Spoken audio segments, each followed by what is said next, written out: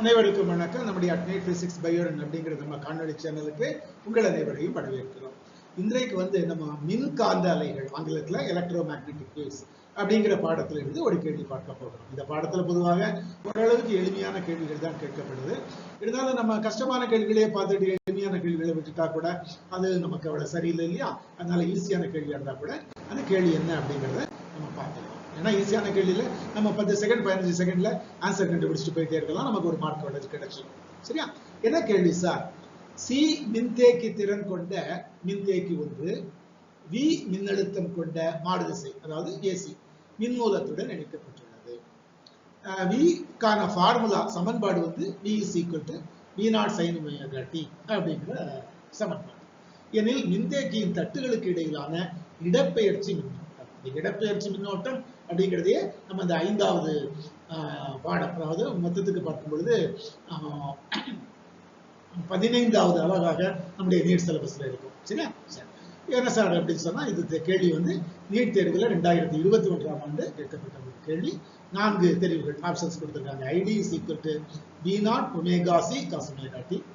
அதே IT is equal to V0 divided by omega C cos omega t, V0 divided by omega C sin omega t, V0 omega C sin omega t என்று 4 தெரிவுகள், 4 options கொடுத்திருக்காங்க. சரி, இடப்பெயர்ச்சி மின்னோட்டத்துக்கு formula என்ன sir?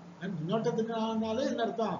அதாவது மின்னோட்டம் நேரத்தை பொறுத்து, காலத்தை பொறுத்து மின்னோட்டமான கூடிய வீதம், ஆங்கிலத்தில் rate of flow of charge with respect to time என்று சொல்லுவோம்.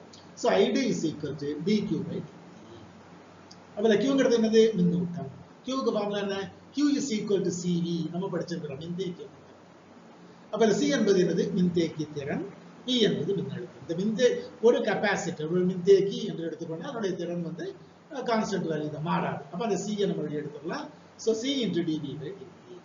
அப்ப C into dV by dt ல V க்கு பதிலாக நம்ம இந்த சமன்பாட்டோடு அப்படியே போடலாம். V0 sin omega t. என்ன சார் செய்யறோம்? நம்ம dV by dt க்கு வகைக்கெழு காண்பிக்கிறோம். வகைக்கெழு எப்படி சார்? sin omega t க்கு என்ன வகைக்கெழு? Omega into cos omega t. அதான் அப்படியே போட்டுருக்கேன். So IT is equal to, differentiate பண்ணா வகைக்கெழு கண்டால் C V0, C ஏற்கனவே இருக்கு, V0 இருக்குது, இட்டு sin omega t டிஃபரன்ஷியேட் பண்ணும்போது வகைக்கெழு காணும்பொழுது ஒமேகா cos omega t. அப்போ நமக்கு கேள்வியில என்ன மாதிரி தெரிவுகள் கொடுத்துருக்காங்களோ, ஆப்ஷன்ஸ் கொடுத்துருக்காங்களோ அதுக்கு எடுத்துக்கொண்டபடி இதை ரைட்டா ரீஅரேஞ்ச் பண்ணிக்கிறோம். இங்க V0 இருக்குது, ஒமேகா C இருக்குது, V0 இருக்குது, ஒமேகா அந்த C எந்த பக்கம் கொண்டு வந்துடும். சரி, ஸோ V0 இந்த C மட்டும் எங்கிட்டு கொண்டு. So IT is equal to V0 omega C cos omega t. நமக்கு கொடுக்கப்பட்ட ஆப்ஷன் தெரிவுகள்ல முதலாவது தெரிவு, முதலாவது ஆப்ஷன், முதலாவது விடை சரியான விடை. ரொம்ப எளிமையான ஒரு கேள்விதான்.